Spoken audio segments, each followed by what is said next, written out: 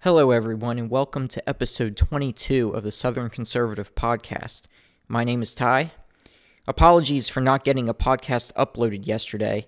I started working on the podcast, but apparently I ate something that didn't agree with me last night. So needless to say, I didn't have the energy last night to make a podcast, so that's why we're doing one today on Friday. We have a lot to cover today. This is going to be more of a grab bag podcast. There's lots of topics to cover. First, I hope everyone got a chance to listen to the president speak at CPAC this morning. The big takeaway from this speech is that Trump believes what he says. He's 100% genuine. The vast majority of the speech was off-prompter. He really spoke from the heart. He touted the major accomplishments of 2017, which by and large are conservative accomplishments. Slashing regulations, cutting taxes, boosting the military, getting conservative justices appointed to federal courts, including Neil Gorsuch to the Supreme Court, and moving toward energy independence. He also reiterated that he is absolutely going to build the wall on the southern border. He also would like to see teachers who have prior experience with guns, such as those who are former military or law enforcement personnel, to have the ability to conceal carry in schools to protect students. I think that's a fantastic idea. We'll get more into the school shooting toward the end of this podcast because I have a lot more to say on that topic. But this was just an absolutely fantastic speech given by President Donald Trump today. No one was having more fun at CPAC during that speech than President Trump.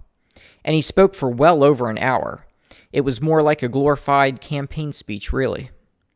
One important takeaway point was something that he said very early on in the speech, and that has to deal with the 2018 midterm elections. The president correctly pointed out that history shows us the party who wins the White House seems to lose seats and lose the majority in the House of Representatives just 2 years later. So he warned conservatives to get off your ass and continue to fight hard. Fight to ensure Republicans hold the majority in the House. Otherwise, the Trump agenda is over, at least for 2 years. With Nancy Pelosi back as Speaker of the House, she will definitely roll back Trump's agenda in that chamber. And believe me, folks, the Democrats will order all sorts of investigations involving Trump and Russia and might even draw up articles of impeachment. When it comes to the Senate, Republicans are more likely to hold that chamber. There are a lot of Democrat senators from red and purple states and states won by Donald Trump in 2016 who are up for re-election this year. Now, to ensure that Republicans hold the House, we have got to keep touting the successes of Donald Trump. Successes that are being felt by many, many Americans, such as the tax cuts. Businesses are growing, wages are rising. There's an overall sense that America is doing better now, and Rasmussen had a poll out today that Donald Trump's approval rating is right now at 50%. And one thing the Republicans have going for them is not one Democrat, even those who are vulnerable Democrats in the Senate, voted for the tax cuts. As Vice President Mike Pence said yesterday during his CPAC speech, it's been all about promises made and promises kept. And indeed, that's what's happened. And Trump, without naming him, pointed out how John McCain was the deciding vote in the Senate that caused an Obamacare repeal from passing through the Congress, albeit it was not a true and full repeal of Obamacare. But I will say at least we got the individual mandate repealed. It's absolutely ridiculous the government penalizes you for not buying something you don't want to buy, in this case, health insurance. I don't care what the Supreme Court said on the matter, it's just flat out un-American. Trump also announced that he was imposing new tough sanctions on North Korea. He made the announcement during his CPAC speech, and more details were provided by Treasury Secretary Steve Mnuchin. According to Fox News, the Treasury Department aims to cut off sources of revenue and fuel used to boost North Korea's nuclear program and its military. One individual, 27 entities, and 28 vessels are the targets of the sanctions. According to Steve Mnuchin, Treasury is aggressively targeting all illicit avenues used by North Korea to evade sanctions, including taking decisive action to block the vessels, shipping companies, and entities across the globe that work on North Korea's behalf. So no more of the appeasement strategy we have seen from previous administrations. Trump is getting tough on North Korea, and I have no doubt that Trump will also get tough on Iran. Anyway, let's move on now to the special counsel investigation. There were new charges handed down by the special counsel to Rick Gates and Paul Manafort that have to deal with bank fraud and federal tax fraud. Folks, once again, we see no one being charged with collusion. Of course, that would fit what Rod Rosenstein told us a week ago, that no American knowingly participated in Russian election interference. And he also said the outcome of the 2016 election was not impacted by Russian meddling. So why do we still have a special counsel? I mean, we are seeing Gates and Manafort being charged with crimes supposedly committed well before the Trump campaign even got off the ground. And this is the problem with special counsel investigations. They always go off the rails from where they're supposed to go. The point of the special counsel was to investigate whether the Trump campaign had colluded with Russia. We're about 9 or 10 months into the special counsel investigation, and not one charge of collusion yet, not one bit of evidence of collusion. And when you look back at the original FBI investigation that started in July 2016, it's been a year and a half and no collusion. Mueller still has his sights set on Donald Trump, make no mistake about that. There's no collusion, so there's no doubt he's trying to get Trump on some sort of process crime, such as obstruction of justice. Anyway, Rick Gates has pled guilty today to conspiracy and making false statements. He released a letter earlier basically saying he was pleading guilty in order to protect his family and to financially protect himself. Trying to fight these charges would have driven this man broke, just as it did Michael Flynn. That's why Flynn pled guilty. All of this is designed on purpose by the prosecution to get Gates to cooperate with the special counsel and to put pressure on Paul Manafort.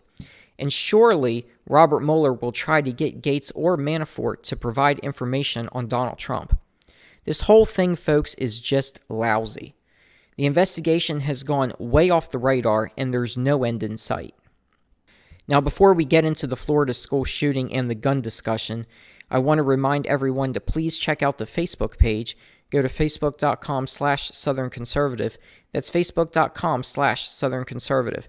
There you will find links to conservative news articles on stories you may not hear about in the mainstream media. Plus, if you follow the news feed, you will find links to the daily podcasts. Be sure to also subscribe to this YouTube channel. You'll be alerted every time a new podcast is uploaded. New podcasts are created Monday through Thursday. Last night, we got more information on the school shooting in Florida. As we've talked about already, the FBI dropped the ball twice. The FBI was notified on 2 occasions about Nicholas Cruz, the school shooter. And Cruz was never investigated. In fact, it seems the FBI never made a real attempt to investigate Cruz. You remember the YouTuber who called the FBI to tell them there was a comment on a video by a person named Nicholas Cruz who spelled his name the exact same way as the school shooter. The comment mentioned how Cruz wanted to be a professional school shooter. The FBI was unable to determine the identity of the person who made the comment. The sheriff's department was notified more than 20 times about Cruz, and nothing came from that. Then we learned that the security footage at the school was 20 minutes behind real time. Well, we learned something about the deputy sheriff assigned to the school last night. When the shooting started, the deputy, whose name is Scott Peterson, took up a position but did not run toward the shooter. He was totally derelict in his duty. He should have ran toward the shooter and shot the shooter. But by the time law enforcement arrived on the scene, the shooting was over. Recall the shooter fled the scene and was picked up a short time later. If this deputy had done his job, he could have potentially saved some lives. So you want to talk about an absolute breakdown of the system on many different levels. The FBI failed, the sheriff's department failed, the security footage was no help, and the deputy sheriff on the school premises at the time of the shooting did not do his job. Absolutely unbelievable. Anyway, Florida Governor Rick Scott announced plans today to combat gun violence and to make Florida schools safer. His plans would need approval by the state legislature. He wants to make sure those with mental illness cannot get access to a gun, those who are under 21 years old cannot buy a gun or possess a gun, and he wants at least one officer for every 1,000 students at schools. So this school in Parkland, Florida, which has 3,300 students, would have 3 officers under the governor's plan. Now, I like the idea of having armed guards or officers at schools. I think in addition to having specially trained teachers or administration personnel armed, you need some sort of deterrent at school entrances, either with guards searching backpacks, for instance, or having metal detectors, things like that. I'm sure many of you have heard about a football coach who was killed in the Florida shooting as he was shielding students. Well, imagine if that football coach had a gun instead. What if other teachers or other school personnel had guns? The outcome may have been different. That's not to say that no one would have died, but the number of casualties could have been greatly reduced. Now, I do have a problem with lowering the age in which people can buy guns. I believe all adults who qualify to buy a gun should be able to do so even if they are 18, 19, or 20 years old. Now, Rick Scott has said exceptions will be made for military or law enforcement personnel who are under 21. So some people under 21 would be able to buy and own guns, but not all adults under age of 21. Well, let me propose this situation to you. Let's say you have a son or daughter who is off going to college, and let's say they're living on their own. Would you feel more comfortable if your son or daughter had a gun to protect themselves? The way I see it, the Second Amendment should apply to all law-abiding adults. Restricting gun ownership to those 21 and older does not do anything but restrict the rights of younger, law-abiding adults. And let's face it, folks, new gun legislation, such as raising the minimum age to purchase a gun, will not stop those who are under 21 from getting their hands on a gun. Family members may own guns. I've said this before. Adam Lanza, the man who killed elementary school students in Newtown, Connecticut, was 20 years old at the time and stole the gun from his mother. He was able to get his hands on a gun. So suppose the law being proposed by Rick Scott was in effect. It would not have stopped Lanza from shooting at those students. But suppose you had armed teachers, guards, and other personnel at that school. You may have saved some lives. If you saw Wayne LaPierre's speech yesterday at CPAC, he spoke just before Mike Pence did. He said, and this has been said over and over again, the way you stop a bad guy with a gun is with a good guy with a gun. So if you have armed personnel on site, they can stop a shooter once gunfire starts. That's not to say people still won't be killed. That's why I believe you need to conduct searches at entrances, just like backpacks are searched in amusement parks, stadiums, and government buildings. But you can greatly minimize the number of deaths by taking out shooters. And isn't it amazing that we have armed personnel and security guards in government buildings, banks, stadiums, arenas, and so on, but not schools? Another way to stop shooters is to make sure entrances remain locked during school hours and restrict entrances to schools that are allowed during the school day. You should always have a way for people to be able to evacuate a building by allowing people to exit at any door, but only allow people to enter a school from one doorway. As I said earlier, metal detectors and backpack searches are other approaches. Again, these are inconveniences, but they're a small price to pay to ensure students are safe at schools. If you look at some school systems, these policies are already in place. And it wouldn't take an act of Congress to enable local police departments and local school districts to work together. Congress could provide funding to school systems that are strapped for cash and can't afford to pay for security personnel. So I'm sure Trump is going to get this problem of school safety solved. I know the president genuinely cares about school safety and said it's now his #1 domestic priority. But I don't want to see people's Second Amendment rights infringed. Banning semi-automatic rifles won't solve anything, and it won't prevent future incidents because millions of them are already out there and are already owned. Plus, law-abiding citizens with semi-automatic weapons are not the problem. The NRA is not the problem. They are the utmost organization that promotes proper gun use and gun safety. They also believe that if you take away guns and you take away the Second Amendment, other liberties and freedoms are at risk. The NRA also supports strengthening background checks and ensuring that databases contain all of the information needed to ensure accurate checks are performed. Background checks are only as accurate as the information contained in the NICS database. NICS stands for National Instant Criminal Background Check System. That's how Dylan Roof slipped through the cracks. He should not have been able to purchase a gun because he previously pled guilty to gun possession. But it never appeared on his background check. The database is only as good as the information in it. So I support strengthening background checks, but I feel the process should not be dragged out. If somebody wants to buy a handgun or any other type of weapon, the results of background checks should be instant. You shouldn't have to wait weeks before you get your weapon. Well, folks, that will do it for today. I'm going to wrap up by talking about an article that was recently written by Paul Sperry in the New York Post, and I'll post it to the Facebook page.